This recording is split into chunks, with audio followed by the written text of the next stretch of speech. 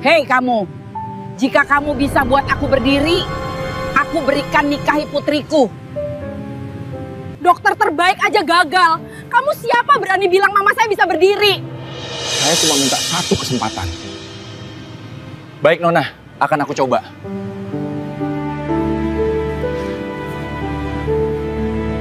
Di depan rumah sakit, seorang wanita muda menatap tajam pria lusuh yang berjongkok di hadapan mamanya yang lumpuh. Dengan suara bergetar karena putus asa, ia berkata, Kalau kamu bisa bikin mama saya berdiri hari ini, aku jadi istrimu. Orang miskin semua begini orang mau bikin mengira itu mukjizat. cuma ucapan emosi. Tidak ada yang percaya pria miskin itu sanggup melakukan apa yang dokter-dokter mahal gagal lakukan. Tetapi pria itu hanya menggenggam tangan sang ibu, menatapnya tenang, lalu meminta satu kesempatan. Dan ketika harapan yang sudah mati mulai bergerak pelan, semuanya berubah. Ternyata, sebelum kita mulai cerita ini, tuliskan dulu di kolom komentar. Dari kota mana kalian menonton cerita ini? Dan jangan lupa untuk like dan subscribe channel ini. Yang sudah subscribe, like dan komen, semoga dimudahkan segala urusannya, dilapangkan rezekinya, disehatkan badannya, dan dikabulkan semua hajat dunia akhirat oleh Allah. Amin ya rabbal alamin. Sekarang mari kita mulai ceritanya. Pintu kaca rumah sakit terbuka perlahan, dan kursi roda itu kembali keluar seperti ribuan kali sebelumnya. Ibu Mega duduk dengan punggung tegak. Wajahnya tetap anggun, tetapi matanya kosong seperti langit mendung yang sudah lama tak melihat matahari. Alia mendorongnya dengan langkah cepat. Sepatu haknya beradu dengan lantai halaman rumah sakit. Suaranya tegas, hampir seperti amarah yang tak lagi punya tempat. 2 tahun.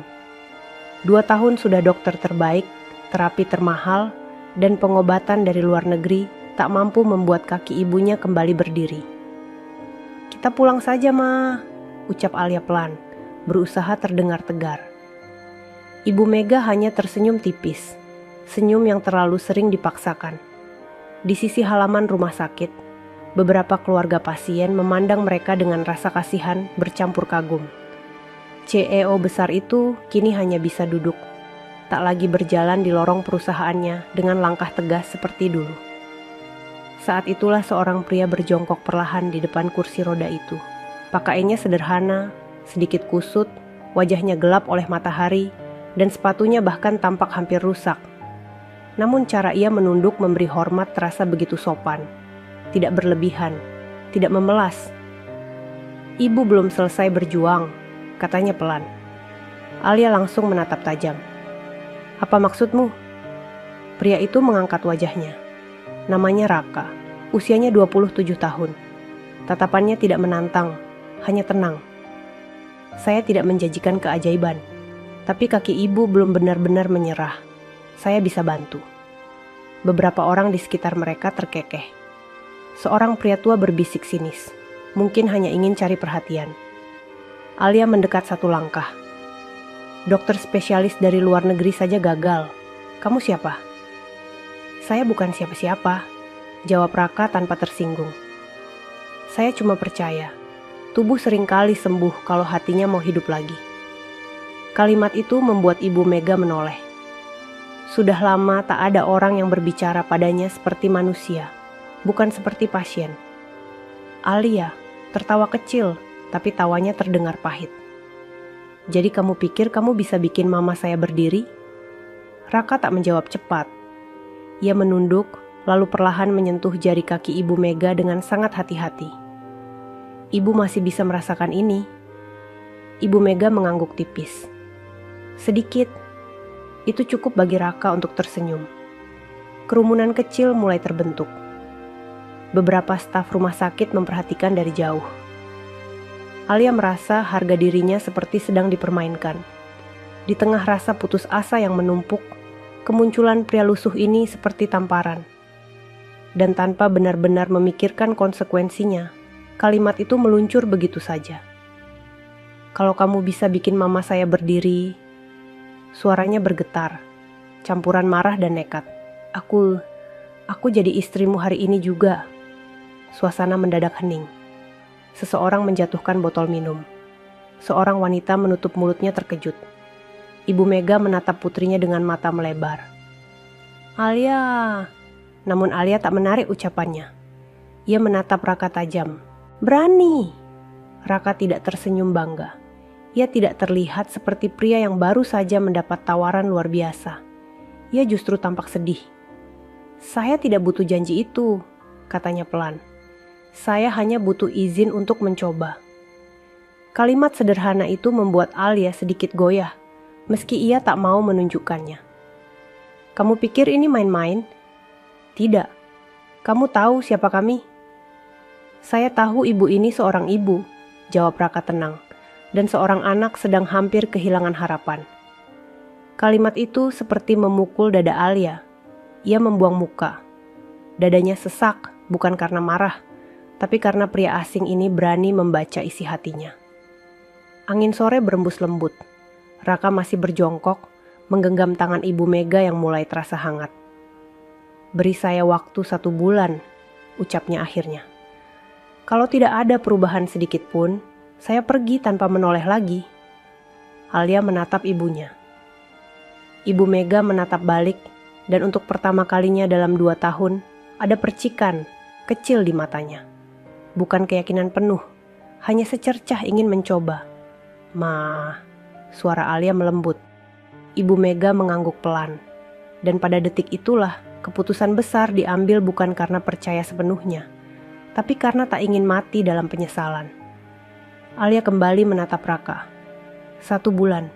Kalau kamu macam-macam, aku sendiri yang akan mengusirmu." Raka berdiri perlahan. Tubuhnya tampak kurus, tetapi sikapnya tegak.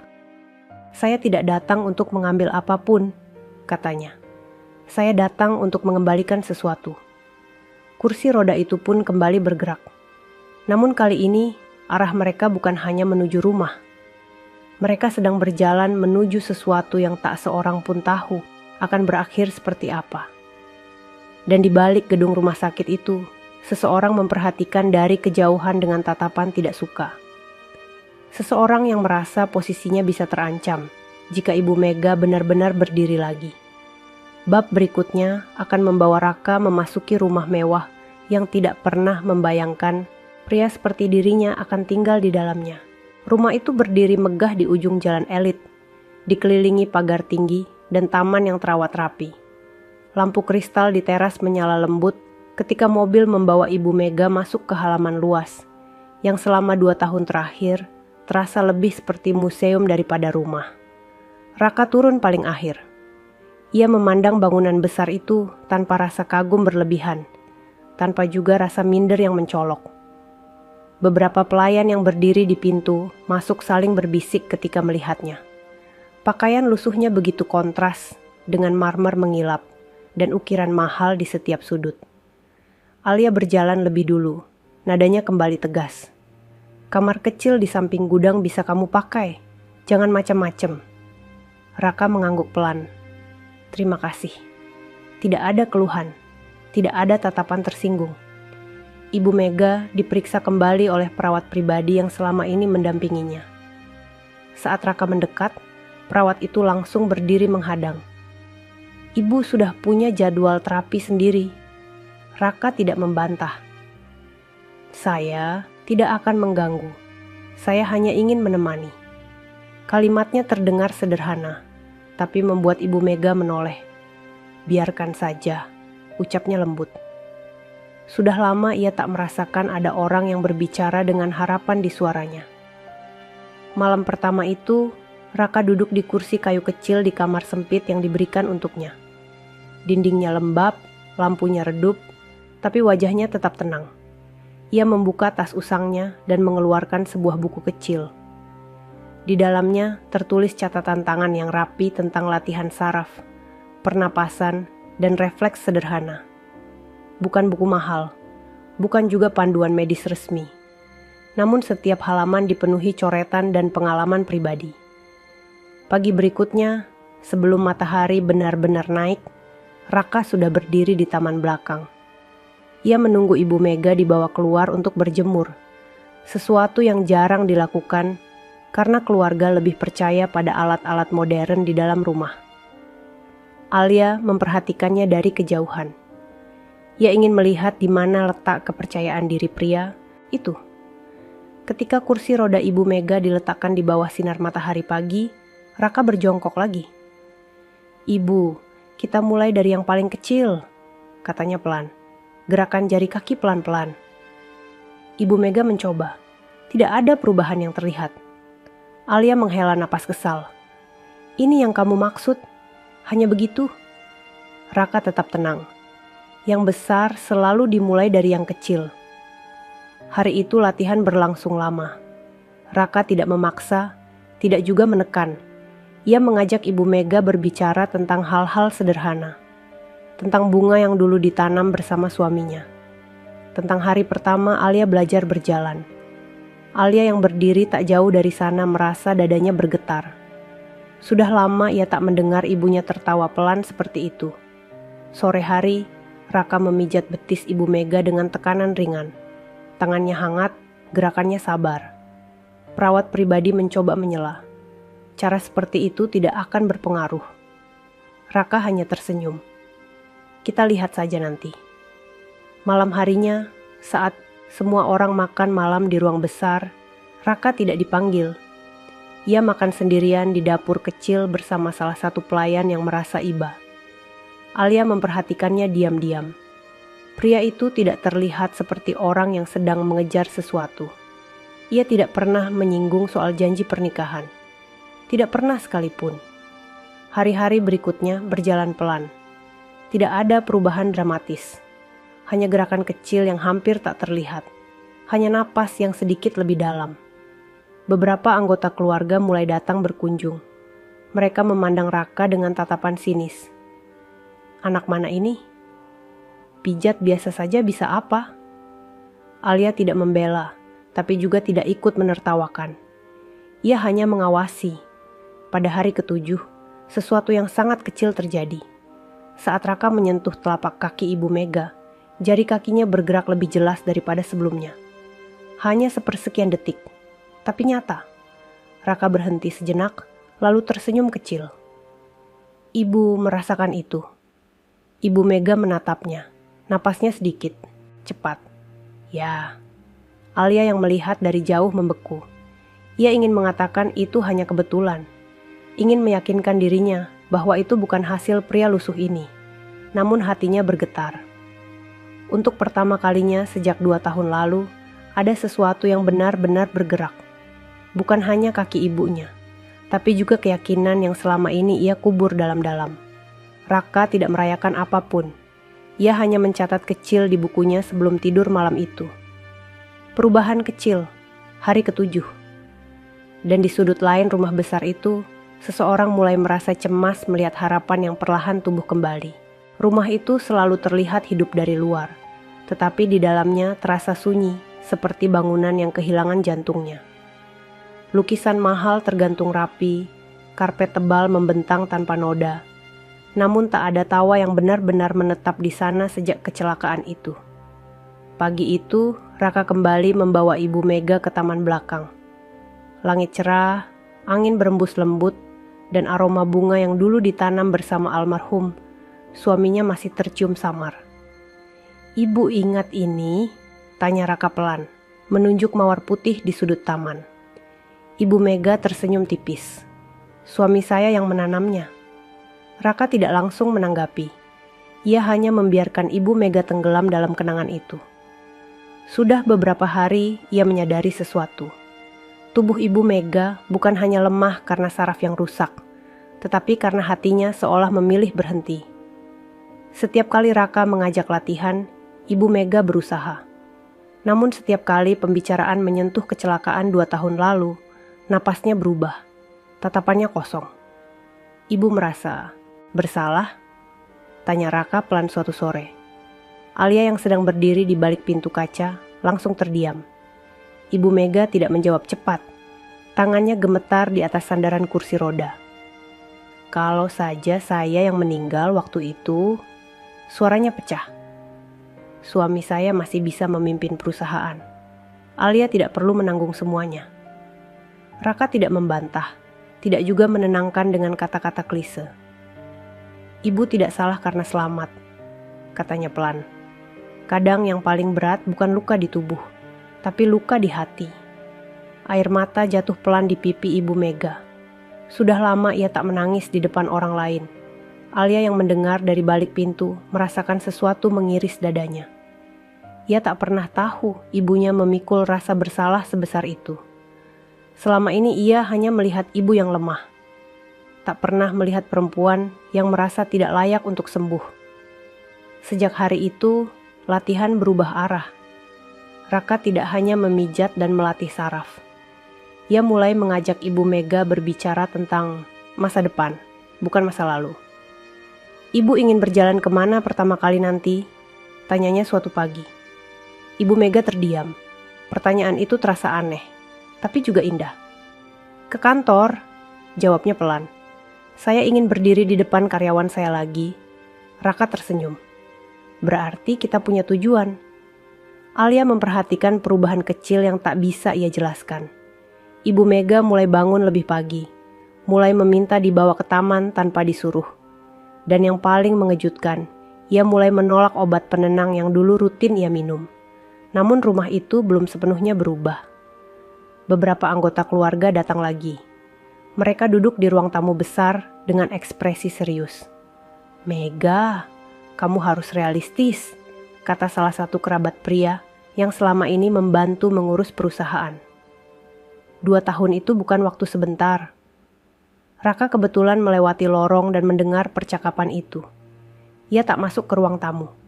Ia tak punya hak, tapi ia melihat wajah Ibu Mega yang kembali redup setelah pertemuan itu. Malamnya, saat semua orang tidur, Raka kembali membuka bukunya. Ia menuliskan 1 kalimat lebih panjang dari biasanya. Jika hati ibu kembali hidup, kaki akan mengikuti. Hari ke-10, sesuatu yang sedikit lebih jelas terjadi. Saat Raka membantu Ibu Mega berdiri dengan bantuan pegangan, tubuhnya sempat terangkat beberapa detik lebih lama dari biasanya. Lututnya masih gemetar, keringat bercucuran. Namun ia tidak langsung jatuh.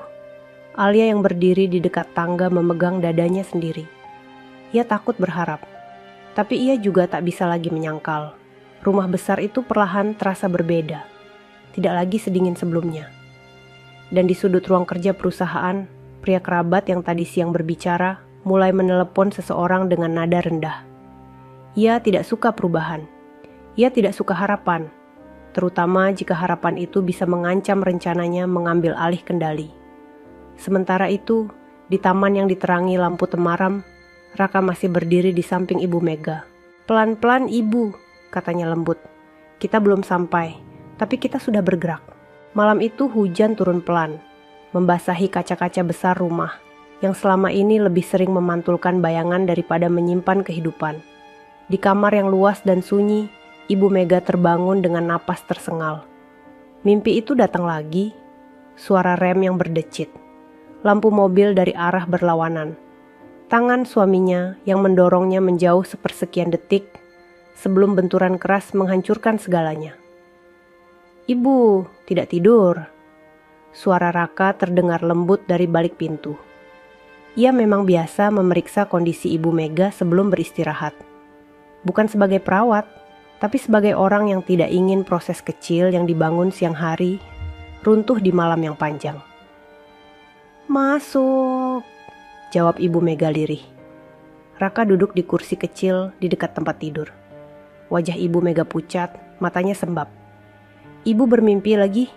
Tanyanya pelan. Ibu Mega mengangguk. Saya melihat suami saya. Dia tersenyum. Lalu semuanya gelap. Ia menutup wajahnya dengan kedua tangan. Saya tidak pantas sembuh. Dia yang seharusnya selamat. Raka terdiam beberapa saat. Ia tidak buru-buru menyangkal. Ibu pernah marah pada diri sendiri? Tanyanya. Ibu Mega mengangguk lagi. Setiap hari. Di luar kamar, Alia berdiri tanpa suara. Ia tidak tahu kenapa kakinya membawanya ke lorong itu malam-malam begini. Ia mendengar setiap kalimat. Raka menatap Ibu Mega dengan serius. Kalau ibu terus menghukum diri, tubuh ibu akan ikut percaya bahwa ibu memang tidak pantas berdiri. Kalimat itu seperti menggetarkan ruangan. Tubuh dan hati saling mendengar. Lanjutnya pelan. Kalau hati menyerah, kaki ikut diam. Ibu Mega menatapnya lama. Air mata kembali jatuh, tapi kali ini bukan hanya karena kesedihan. Ada sesuatu yang tersentuh. Alia menahan napas di luar pintu. Selama ini ia sibuk menjadi kuat, sibuk mengurus perusahaan, sibuk menyalahkan keadaan. Ia tidak pernah benar-benar bertanya apa yang dirasakan ibunya. Hari berikutnya, latihan terasa berbeda. Raka tidak langsung menyentuh kaki Ibu Mega. Ia justru duduk berhadapan dengannya. Ibu, coba katakan satu hal yang ibu maafkan dari diri ibu sendiri hari ini. Ibu Mega terdiam lama. Taman pagi itu sunyi. Burung-burung kecil bertengger di ranting, seolah ikut menunggu. Saya memaafkan diri saya karena masih hidup, ucapnya akhirnya. Suara gemetar. Raka tersenyum tipis. Itu awal yang bagus. Latihan fisik dimulai setelahnya. Saat Raka membantu Ibu Mega berdiri dengan pegangan besi kecil yang ia pasang di taman, lutut Ibu Mega masih bergetar hebat. Namun kali ini wajahnya berbeda. Bukan lagi wajah seseorang yang merasa bersalah. Alia yang memperhatikan dari teras merasakan bulu kuduknya meremang. Beberapa detik, lalu 10 detik. Ibu Mega bertahan lebih lama dari hari sebelumnya. Keringat membasahi pelipisnya, tapi matanya tetap terbuka. Saya tidak akan menghukum diri saya lagi, bisiknya pelan. Raka mengangguk. Kaki ibu mendengar itu. Sore harinya, perubahan kecil itu kembali terlihat. Saat duduk di kursi roda, Ibu Mega mencoba mengangkat tumitnya sendiri tanpa bantuan. Gerakannya masih sangat kecil, namun jelas. Perawat pribadi yang biasanya skeptis mulai terdiam. Alia berjalan mendekat. Untuk pertama kalinya, ia tidak melihat Raka sebagai orang luar. Ia melihat pria yang mengembalikan sesuatu yang selama ini tak mampu ia sentuh. Namun di ruang kerja besar lantai 2, pria kerabat itu menatap laporan perusahaan dengan wajah tegang. Ia sudah merencanakan banyak hal. Jika Ibu Mega benar-benar pulih, semua rencananya bisa runtuh. Ia meraih ponselnya dan mengirim pesan singkat pada seseorang. Perubahan sekecil apapun harus dihentikan sebelum terlambat. Sementara di taman yang kini terasa lebih hidup, Raka membantu Ibu Mega duduk kembali. Hari ini cukup, katanya pelan. Ibu Mega tersenyum, napasnya masih berat. Sudah lama ia tak merasa lelah karena berusaha. Dan Alia, yang berdiri hanya beberapa langkah dari mereka, mulai merasakan sesuatu yang tak ia duga. Harapan. Hari ke-14 datang tanpa perayaan. Tidak ada balon, tidak ada ucapan selamat. Hanya matahari pagi yang menyinari taman belakang seperti biasa. Namun suasana terasa berbeda. Ibu Mega bangun lebih awal dari biasanya. Ia bahkan meminta sendiri untuk dibawa ke taman sebelum Raka datang. Alia yang melihat itu terdiam. Dulu, setiap pagi adalah perjuangan. Ibunya sering menolak bangun, menolak latihan, menolak harapan. Kini, tanpa disuruh, ia ingin mencoba. Raka datang dengan langkah tenang, membawa buku kecilnya seperti biasa. Ia tidak pernah menunjukkan rasa terburu-buru. Ibu siap? Tanyanya lembut. Ibu Mega mengangguk. Latihan dimulai seperti hari-hari sebelumnya. Gerakan kecil pada jari kaki, peregangan pelan, pernapasan teratur. Namun ketika Raka membantu Ibu Mega berdiri dengan pegangan besi itu, sesuatu terjadi. Tubuh Ibu Mega terangkat. Lututnya memang masih bergetar, tetapi kali ini tidak langsung roboh. 1 detik, 2 detik, 5 detik. Alia menghitung tanpa sadar. 10 detik. Ibu Mega masih berdiri. Raka tidak berkata apa-apa. Ia hanya memastikan tangannya siap menopang jika jatuh. 12 detik. 13. Lalu perlahan Ibu Mega kembali duduk. Napasnya tersengal. Namun senyumnya berbeda. Bukan senyum terpaksa. Bukan senyum untuk menyenangkan anaknya. Itu senyum seseorang yang baru saja menembus tembok yang selama 2 tahun mengurungnya. Alia merasa matanya panas. Ia ingin menahan diri, tetapi air mata tetap jatuh. Raka mencatat sesuatu di bukunya. Hari ke-14, berdiri 13 detik. Perawat pribadi yang selama ini skeptis, mulai memperhatikan dengan serius. Ini bukan kebetulan, gumamnya pelan. Hari-hari berikutnya, perubahan itu semakin terlihat. Jari kaki Ibu Mega bisa bergerak lebih jelas. Refleks pada betisnya mulai muncul saat disentuh. Bahkan suatu sore, saat Alia sedang berbicara di telepon mengenai urusan perusahaan, ia mendengar suara kecil dari taman. Tawa. Ia bergegas keluar. Ibu Mega sedang mencoba mengangkat satu kakinya sedikit lebih tinggi dari biasanya, dan hampir kehilangan keseimbangan. Raka langsung menopang, tetapi Ibu Mega justru tertawa pelan. "Saya hampir jatuh," katanya dengan napas terengah. "Itu berarti ibu berani mencoba," jawab Raka tenang. Alia berdiri beberapa langkah dari mereka. Ia merasa seperti melihat ibunya kembali menjadi perempuan yang dulu kuat, bukan hanya pasien yang diam di kursi roda. Namun kebahagiaan kecil itu tidak disukai semua orang. Di ruang makan besar malam itu, kerabat yang selama ini mengurus perusahaan datang lagi. "Mega, kamu terlihat lebih segar," katanya dengan senyum tipis yang sulit ditebak. "Saya merasa lebih baik," jawab Ibu Mega tenang. Tatapan pria itu beralih pada Raka yang berdiri agak jauh. "Anak ini masih di sini?" Alia hendak menjawab, tetapi Ibu Mega lebih dulu berbicara. "Dia membantu saya." Nada suaranya tidak lagi lemah. Kerabat itu tersenyum tipis. Semoga saja bukan membantu mengambil sesuatu. Raka tetap diam. Ia tidak tersinggung, tidak juga membela diri. Namun Alia melihat sesuatu di mata pria kerabat itu. Bukan kepedulian, melainkan ketidaknyamanan. Malam itu, setelah semua orang masuk kamar masing-masing, Alia berjalan ke taman sendirian. Ia menemukan Raka sedang duduk di bangku kayu kecil, menatap langit. "Kenapa kamu tidak pernah membicarakan janji itu?" tanya Alia tiba-tiba. Raka menoleh pelan. "Janji apa?" "Yang aku ucapkan di rumah sakit." Raka tersenyum tipis. "Itu bukan alasan saya datang." Alia terdiam. "Kalau ibu sembuh, itu sudah cukup," lanjut Raka. Jawaban itu membuat hati Alia bergetar lebih kuat dari sebelumnya. Untuk pertama kalinya, ia tidak melihat pria itu sebagai orang asing yang nekat. Ia melihat seseorang yang tidak meminta imbalan, bahkan ketika ia punya kesempatan. Namun di balik dinding rumah besar itu, sebuah pesan dikirim tengah malam. Seseorang mulai menyusun langkah, karena perubahan kecil yang terlihat hari ini bisa berubah menjadi ancaman besar besok. Dan saat harapan tumbuh lebih jelas, bayangan masalah mulai mendekat tanpa suara. Pagi itu langit mendung, tetapi taman terasa lebih hangat dari biasanya. Ibu Mega sudah duduk di kursi roda dengan wajah siap, bukan lagi wajah yang pasrah. Raka datang membawa sesuatu di tangannya. Bukan alat mahal, bukan mesin canggih. Hanya papan kayu kecil dengan pegangan sederhana yang ia buat sendiri.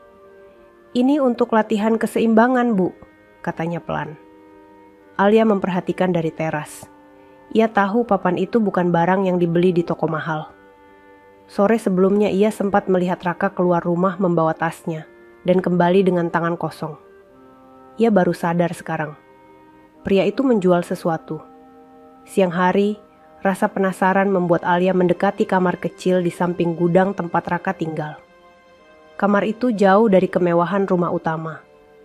Dindingnya lembab, kasurnya tipis, dan hanya ada satu tas tua di sudut ruangan. Saat Raka keluar sebentar untuk mengambil air, Alia tak sengaja melihat isi tas yang terbuka. Tidak ada uang tebal, tidak ada barang mewah, hanya pakaian seadanya dan sebuah kotak kecil kosong. Ia teringat cincin perak sederhana yang dulu pernah ia lihat di tangan Raka hari pertama datang. Cincin itu tak pernah terlihat lagi. Langkah Alia terhenti. Malamnya, ia memanggil salah satu pelayan yang dekat dengan Raka. "Dia makan apa selama di sini?" tanya Alia pelan. Pelayan itu ragu sejenak. "Kadang cuma nasi sama telur, Nona. Dia sering bilang sudah kenyang." Dada Alia terasa sesak. Ia teringat bagaimana pria itu selalu tersenyum setiap kali ia bersikap dingin. Tak pernah sekalipun mengeluh. Keesokan paginya latihan berlangsung lebih berat. Raka membantu Ibu Mega berdiri di atas papan kayu sederhana itu. Lutut Ibu Mega bergetar hebat. Tangan Raka siaga menopang. "Pelan-pelan, Bu. Jangan takut jatuh," katanya lembut. Ibu Mega menggigit bibirnya, berusaha menahan rasa nyeri. Alia berdiri dekat kali ini, bukan lagi jauh dari teras. "Cukup kalau sakit," ucapnya tanpa sadar. Raka menoleh sekilas. Sakit, berarti sarafnya hidup. Ibu Mega bertahan lebih lama dari biasanya. Keringat membasahi wajahnya, tetapi ada tekad yang tak pernah terlihat 2 tahun terakhir. Setelah latihan selesai, Alia memanggil Raka. "Kamu jual apa?" tanyanya langsung. Raka terdiam sejenak. "Tidak penting." "Cincin itu kan?" desak Alia. Raka tersenyum kecil. "Itu cuma cincin biasa. Itu satu-satunya yang kamu punya, kan?" Raka tidak menjawab. Tatapan matanya justru tenang. "Alat itu lebih penting sekarang," katanya pelan. Jawaban itu membuat sesuatu di hati Alia runtuh. Ia yang terbiasa melihat orang mendekat karena harta atau nama besar, kini berdiri di depan pria yang bahkan rela kehilangan satu-satunya barang berharganya demi ibunya. "Kamu tidak takut gagal?" tanya Alia lirih. "Takut," jawab Raka jujur. "Tapi saya lebih takut tidak mencoba." Kalimat itu terasa sederhana, tapi menggema dalam hati Alia. Sore hari, Ibu Mega memanggil Alia ke kamar. "Alia," suaranya lembut. Alia duduk di samping tempat tidur. "Kamu lihat perubahan kecil itu?" tanya Ibu Mega. Alia mengangguk. "Itu bukan hanya karena kaki saya," lanjutnya. "Itu karena hati saya mulai percaya lagi." Alia menunduk. Ia mulai menyadari bahwa pria yang dulu ia tantang dengan nada sombong, kini justru mengajarinya tentang ketulusan. Namun kebahagiaan yang tumbuh pelan itu mulai terancam.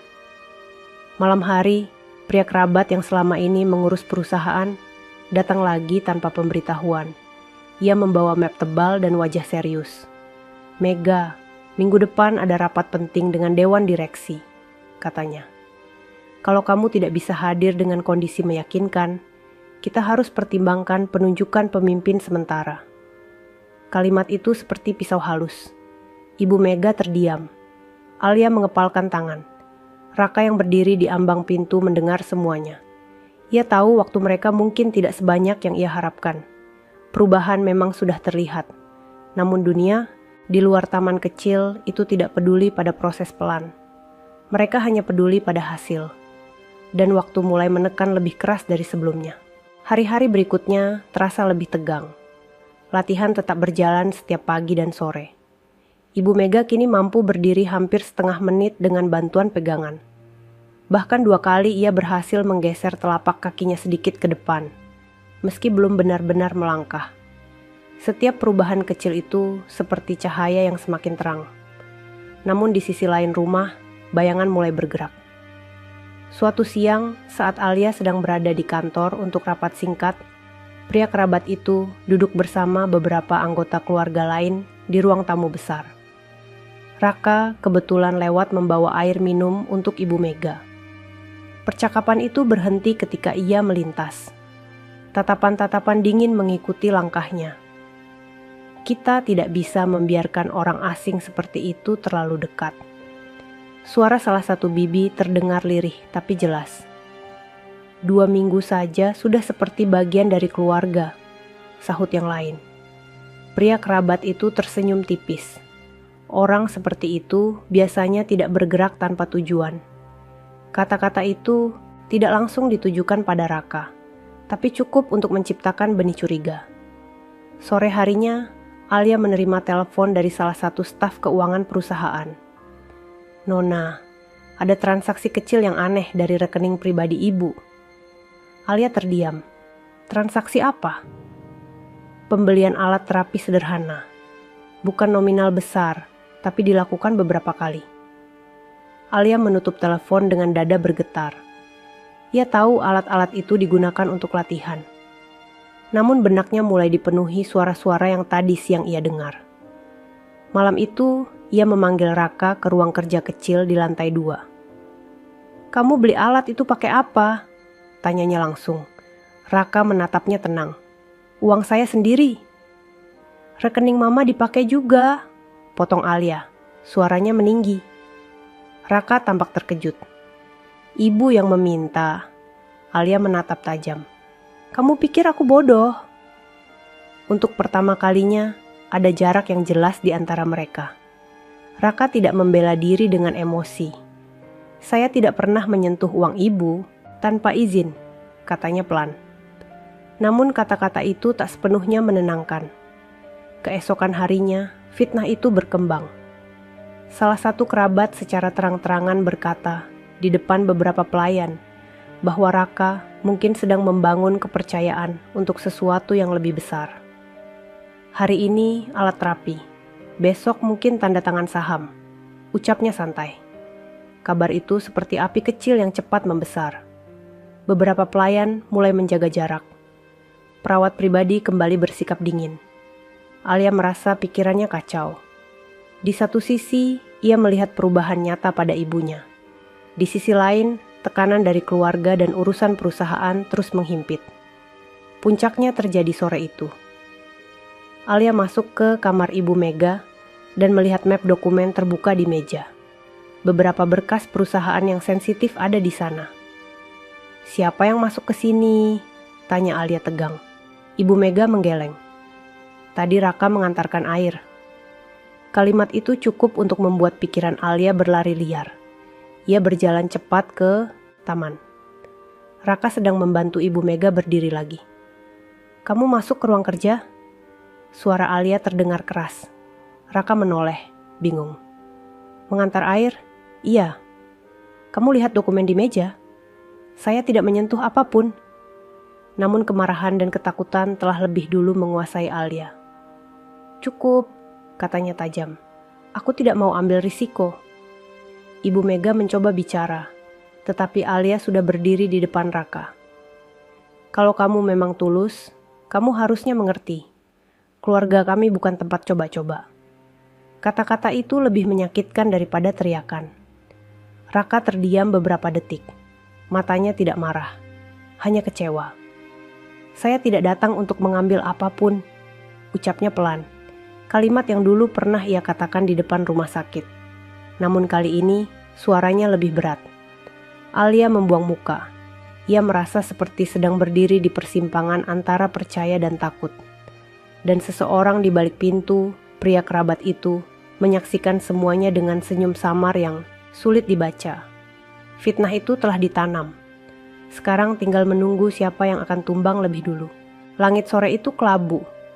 Angin berembus lebih kencang dari biasanya, menggoyangkan dedaunan di taman yang selama beberapa minggu terakhir menjadi saksi harapan kecil. Raka berdiri di depan Alia. Wajahnya tetap tenang, tetapi sorot matanya tidak lagi seterang hari-hari sebelumnya. "Aku tidak bisa ambil risiko," ulang Alia dengan suara lebih pelan, namun tetap tegas. Terlalu banyak yang dipertaruhkan. Ibu Mega mencoba mengangkat tangannya dari kursi roda. "Alia, jangan..." Namun kata-kata itu terhenti di tenggorokannya. Pria kerabat itu melangkah maju, pura-pura bijak. "Ini demi kebaikan semua pihak," katanya. "Kita tidak bisa membiarkan orang luar terlalu dekat dengan keputusan penting perusahaan." Kalimat itu terdengar masuk akal. Terlalu masuk akal. Raka menatap Ibu Mega sebentar. Tatapan itu bukan meminta pembelaan, hanya permintaan maaf tanpa suara. "Kalau itu keputusan Nona Alia," katanya pelan, "saya pergi." Tidak ada bantahan. Tidak ada drama. Ia berjalan ke kamar kecilnya di samping gudang, mengemas tas usangnya yang memang tak pernah banyak isinya. Alia berdiri di lorong, tangannya gemetar, Ia ingin menghentikan semuanya. Ingin bertanya sekali lagi. Namun suara ketakutan lebih keras daripada suara hatinya. Saat Raka keluar membawa tas, Ibu Mega memanggilnya dengan suara bergetar. Raka. Raka mendekat, berjongkok seperti pertama kali mereka bertemu. Ibu tetap latihan, katanya lembut. Jangan berhenti hanya karena saya tidak di sini. Air mata mengalir di pipi Ibu Mega. Kamu percaya saya bisa berdiri? Bisiknya. Raka tersenyum tipis. Saya masih percaya. Ia berdiri, menunduk hormat, lalu melangkah keluar dari gerbang besar itu tanpa menoleh lagi. Suara pintu besi tertutup terasa seperti sesuatu yang patah. Malam itu, rumah besar itu kembali sunyi. Latihan tidak dilakukan. Papan kayu sederhana itu tergeletak di sudut taman tanpa disentuh. Keesokan paginya, Ibu Mega menolak dibawa ke taman. Apa gunanya? Katanya pelan. Alia berdiri di samping tempat tidur ibunya, merasa dadanya seperti ditekan batu besar. Ia mencoba meyakinkan diri bahwa keputusannya benar.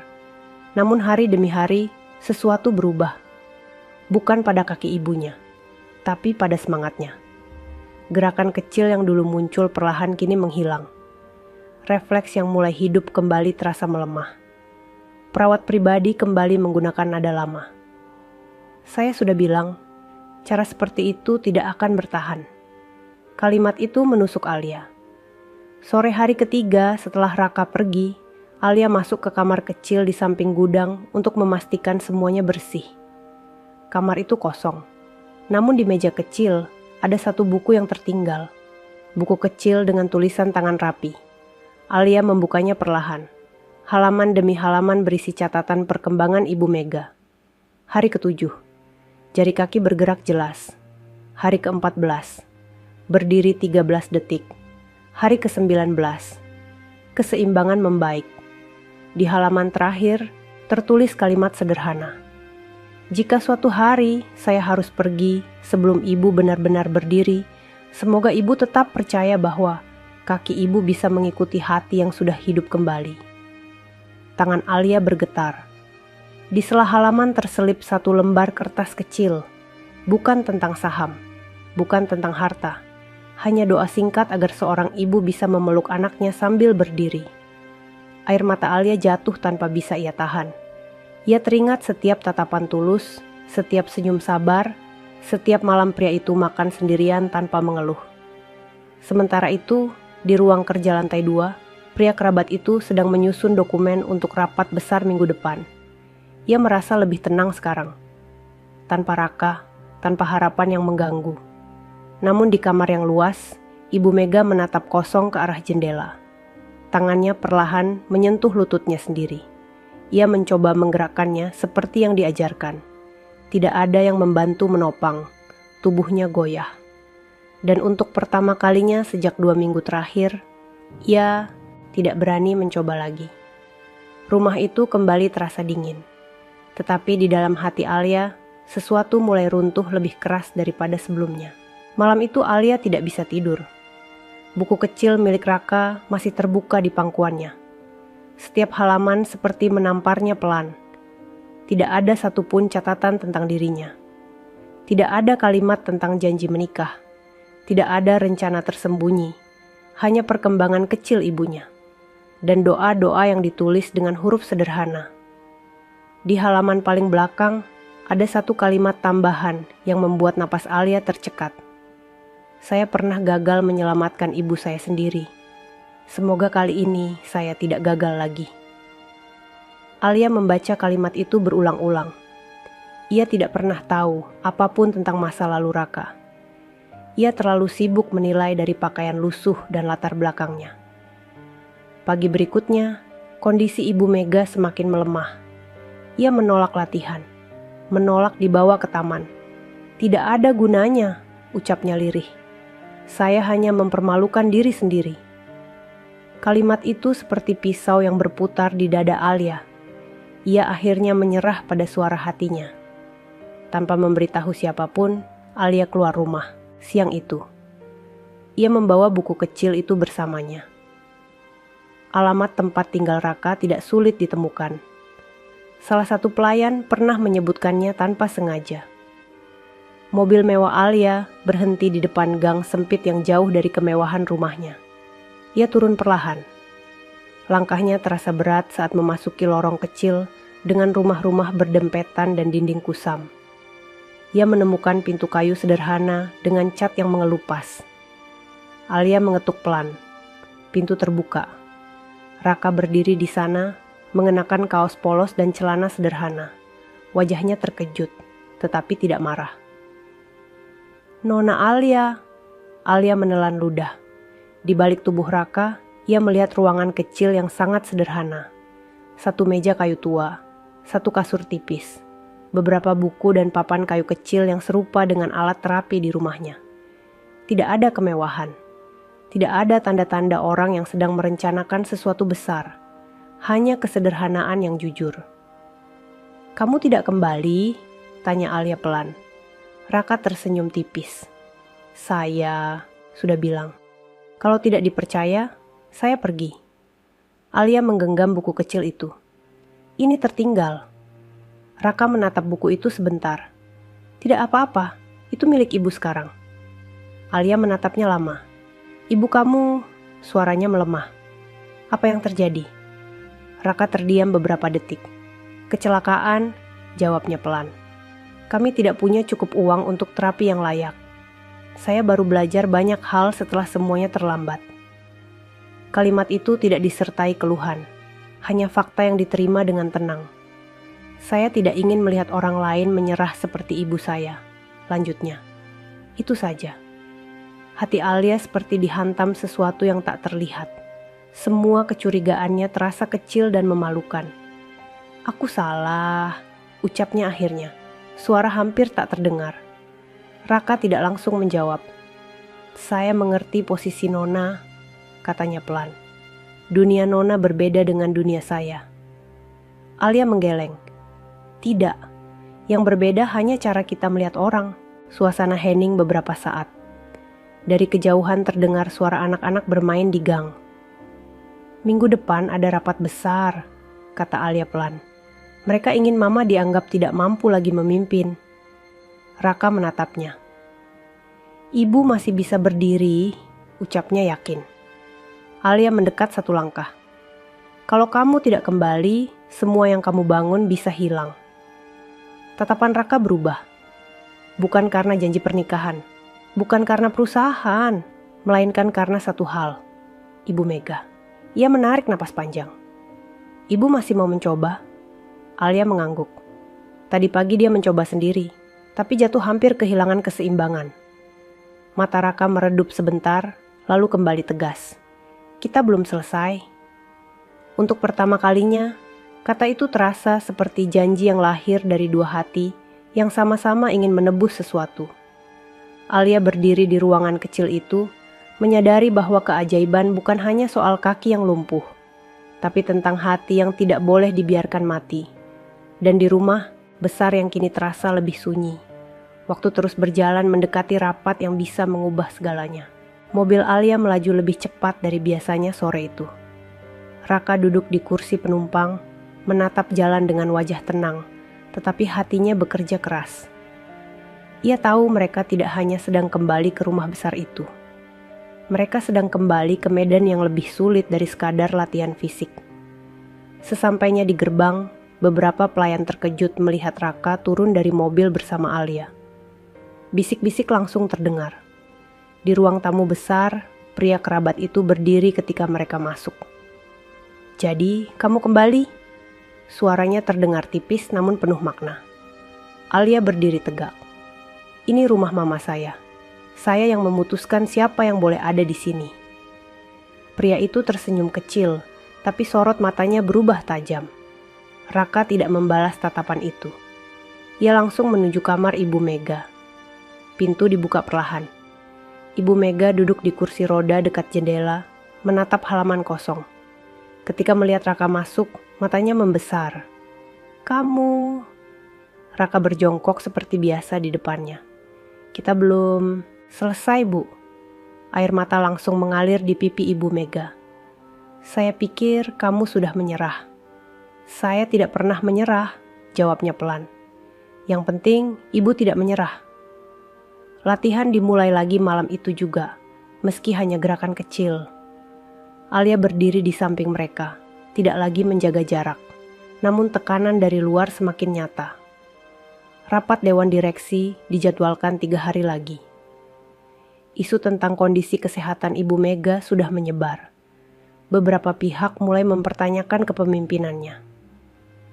Malam kedua setelah Raka kembali, pria kerabat itu menemui Alia secara pribadi. "Kamu terlalu emosional," katanya dingin. "Perusahaan ini bukan tempat eksperimen." "Ini bukan eksperimen," jawab Alia tegas. "Ini tentang hak mama saya." "Hak itu harus dibuktikan," balasnya.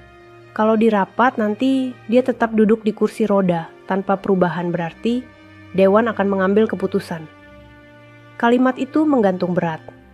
Alia kembali ke kamar ibunya dengan hati berdebar. Raka sedang membantu Ibu Mega berdiri di sisi tempat tidur. Lututnya bergetar, tapi kini lebih kuat dari minggu sebelumnya. "Ibu," kata Raka pelan, "rapat itu bukan tujuan kita. Berdiri bukan untuk membuktikan pada mereka." Ibu Mega menatapnya. "Lalu untuk apa?" "Untuk ibu sendiri. Untuk hidup ibu yang belum selesai." Kalimat itu terasa lebih dalam dari sekadar latihan. Hari ketiga datang lebih cepat dari yang mereka harapkan.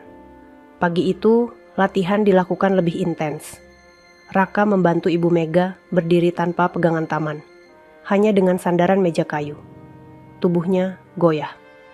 Alia menahan napas. Satu tangan Ibu Mega mencengkeram meja. Lututnya bergetar keras. "Jangan pikirkan siapapun," bisik Raka. "Rasakan kaki ibu." Beberapa detik terasa seperti menit panjang. Lalu perlahan, telapak kaki Ibu Mega bergeser sedikit ke depan. Belum sepenuhnya langkah, namun jelas lebih dari sekadar gerakan refleks. Alia menutup mulutnya, air mata jatuh lagi. Namun waktu tidak memberi mereka kesempatan terlalu lama. Siang itu, ruang rapat perusahaan mulai dipersiapkan. Para direksi datang dengan wajah serius. Isu tentang suksesi kepemimpinan sudah menjadi topik utama. Pria kerabat itu berdiri di ujung meja panjang, percaya diri. "Kita butuh pemimpin yang mampu berdiri memimpin," katanya lantang di hadapan beberapa orang sebelum rapat resmi dimulai. Kalimat itu terdengar seperti sindiran yang disengaja. Di kamar, Ibu Mega menatap setelan formal yang sudah lama tidak ia pakai. Tangannya gemetar bukan karena lemah, tetapi karena sadar hari ini bukan sekadar rapat. Raka berdiri di depannya. "Ibu siap?" Ibu Mega mengangguk pelan. Bukan karena yakin sepenuhnya, tapi karena kali ini ia tidak ingin menyerah sebelum benar-benar mencoba. Dan di luar ruangan itu, semua orang menunggu apakah seorang perempuan yang 2 tahun duduk akan tetap menjadi simbol kelemahan. Atau sesuatu yang tak pernah mereka bayangkan akan terjadi. Ruang rapat itu luas dan dingin. Meja panjang mengilap membentang di tengah ruangan. Kursi-kursi empuk terisi oleh para direksi dan pemegang saham yang wajahnya tegang dan penuh hitungan. Di ujung meja, pria kerabat itu berdiri dengan setelan rapi dan senyum yang terlalu percaya diri. "Kita mulai," ucapnya mantap. Pintu ruang rapat terbuka. Semua kepala menoleh. Ibu Mega masuk dengan kursi roda. Sunyi langsung menyelimuti ruangan. Alia berdiri di belakang ibunya. Wajahnya tegar, namun jantungnya berdetak keras. Di sisi lain, Raka berdiri tidak jauh, tanpa jas mahal, tanpa posisi resmi, hanya sebagai seseorang yang percaya. Beberapa direksi saling pandang. Tatapan mereka seperti sudah memutuskan sesuatu sebelum rapat benar-benar dimulai. Pria kerabat itu melangkah maju. "Mega, demi kebaikan perusahaan, mungkin sudah saatnya." "Saya belum selesai berbicara," potong Ibu Mega pelan. Suaranya memang tidak keras, namun cukup membuat ruangan kembali hening. Ia memegang sisi kursi rodanya. Alia menunduk sedikit, berbisik, "Ma." Raka berdiri lebih dekat. "Ingat tujuan ibu," Ucapnya sangat pelan, bukan untuk perusahaan, bukan untuk membuktikan pada siapapun, untuk dirinya sendiri. Ibu Mega menarik napas dalam. Tangannya mencengkeram sandaran meja. Lututnya mulai bergetar saat ia mencoba berdiri. Beberapa orang di meja langsung berdiri setengah, terkejut. Pria kerabat itu terdiam. Tubuh Ibu Mega terangkat perlahan, goyah, tidak stabil. Alia menahan napas sampai dadanya terasa sakit. Raka siap menopang, tetapi tidak langsung menyentuh. Ia tahu ini momen yang harus dilewati Ibu Mega sendiri. Beberapa detik terasa seperti selamanya. Lututnya hampir jatuh. Namun ia bertahan. Ia berdiri, benar-benar berdiri. Ruangan membeku. Satu tangan Ibu Mega masih memegang meja. Namun tubuhnya tegak. Matanya tidak lagi kosong seperti 2 tahun terakhir. Ia menatap satu persatu wajah di meja panjang itu. Saya masih mampu berdiri, ucapnya pelan, tapi jelas. Kalimat itu mengguncang ruangan lebih keras dari teriakan manapun. Beberapa direksi saling pandang. Pria kerabat itu kehilangan warna di wajahnya. Namun belum selesai. Ibu Mega menggerakkan satu kakinya. Perlahan, sangat perlahan. Telapak kaki itu bergeser ke depan. Lalu satu langkah kecil terjadi. Langkah yang mungkin bagi orang lain biasa saja. Namun di ruangan itu, langkah itu seperti gempa kecil yang membungkam semua orang. Alia menutup mulutnya. Air mata mengalir tanpa bisa dihentikan. Raka menunduk sebentar, menahan sesuatu di dadanya. Ibu Mega berdiri beberapa detik lagi. Lalu ia duduk kembali perlahan. Napasnya berat, tetapi wajahnya bersinar. Tidak ada tepuk tangan, tidak ada suara, hanya keheningan yang penuh kesadaran bahwa sesuatu baru saja berubah. Pria kerabat itu mencoba menguasai keadaan. Itu mungkin hanya sesaat. Cukup, potong salah satu direksi senior. Tatapannya kini berbeda. Bukan lagi ragu, melainkan hormat. Rapat hari itu berjalan dengan nada yang sama sekali tidak seperti yang direncanakan pria kerabat itu. Dan di sudut ruangan, Raka berdiri tanpa ingin diakui. Ia tidak mencari sorotan. Ia hanya menatap Ibu Mega yang kini menatap balik dengan mata penuh terima kasih. Langkah kecil itu bukan hanya menggerakkan kaki yang lama diam. Ia mengguncang kesombongan, menghentikan fitnah, dan mengubah arah sesuatu yang hampir hilang. Namun perubahan terbesar belum selesai. Karena setelah semua orang meninggalkan ruangan, ada satu janji lama yang kini kembali berdiri di antara 2 orang yang tak pernah menyangka akan sampai di titik ini. Beberapa minggu berlalu setelah rapat itu. Rumah besar yang dulu terasa seperti bangunan tanpa denyut, kini kembali hidup.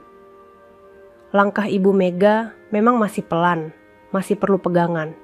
Tetapi setiap hari ia berjalan lebih jauh dari kemarin. Pagi-pagi di taman kembali diisi suara napas teratur dan latihan ringan. Namun kini tidak lagi dengan wajah tegang. Ada senyum yang menetap. Perusahaan pun kembali stabil. Isu tentang penggantian kepemimpinan mereda setelah para direksi menyaksikan sendiri tekad Ibu Mega. Pria kerabat itu tidak lagi sering datang tanpa alasan. Rencananya runtuh tanpa perlu dijatuhkan dengan teriakan.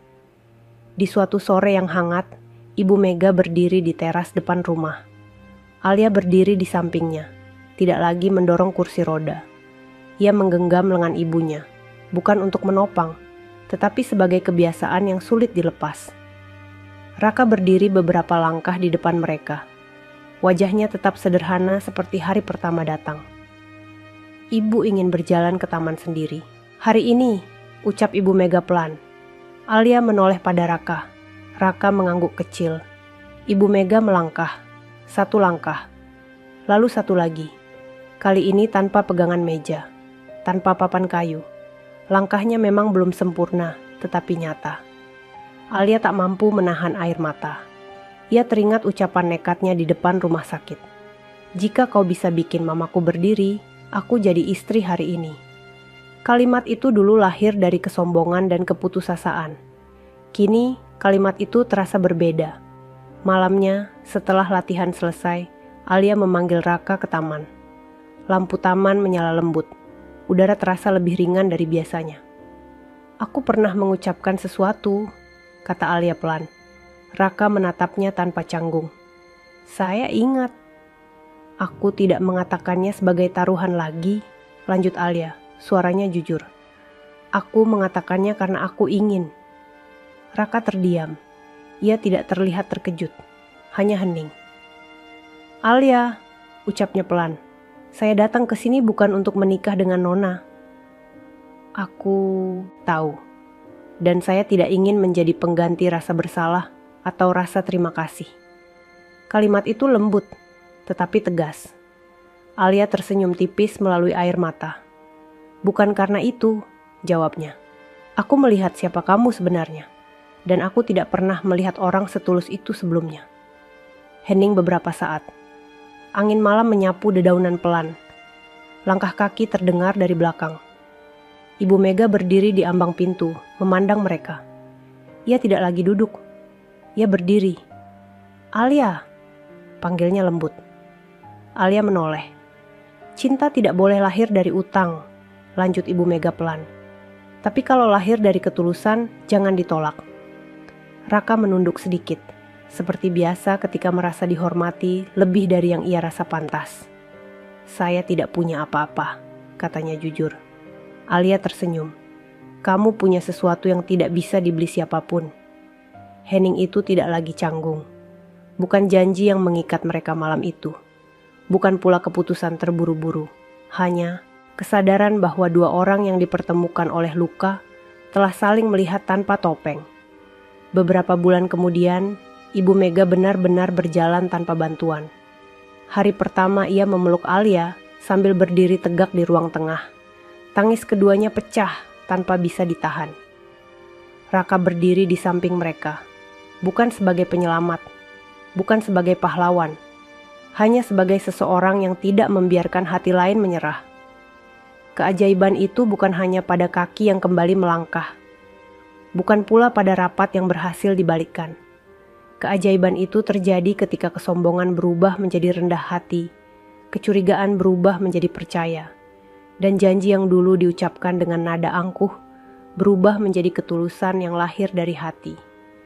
Dan di rumah yang dulu terasa dingin, kini terdengar kembali suara langkah, tawa, dan harapan yang tak lagi takut untuk hidup. Begitulah kisah tentang seorang pria lusuh yang tidak datang membawa gelar, tidak membawa harta, dan tidak menjanjikan keajaiban instan, tapi membawa ketulusan yang mampu menghidupkan kembali hati yang hampir mati. Ibu Mega berdiri bukan hanya karena terapi, bukan hanya karena latihan. Ia berdiri karena memilih memaafkan dirinya sendiri, dan karena ada seseorang yang percaya padanya, bahkan ketika dunia sudah lebih dulu menyerah. Alia pun belajar satu hal besar, bahwa menilai seseorang dari penampilan bisa membuat kita hampir kehilangan anugerah terbesar dalam hidup. Kadang, keajaiban tidak datang dalam bentuk cahaya terang. Ia datang dalam bentuk kesabaran, dalam bentuk tangan yang tidak pernah lelah menopang, dalam bentuk hati yang tidak meminta imbalan. Semoga cerita ini mengingatkan kita bahwa tidak semua orang yang datang dalam hidup kita membawa niat buruk, dan tidak semua yang terlihat sederhana, hidupnya juga sederhana. Kalau kalian tersentuh dengan kisah ini, tuliskan di kolom komentar bagian mana yang paling menyentuh hati kalian. Dan menurut kalian, apakah Alia memang pantas memperjuangkan cinta itu? Jangan lupa untuk like dan subscribe channel ini agar tidak ketinggalan cerita-cerita penuh makna lainnya.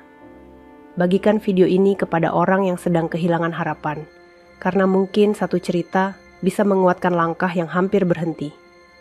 Sampai jumpa di cerita berikutnya.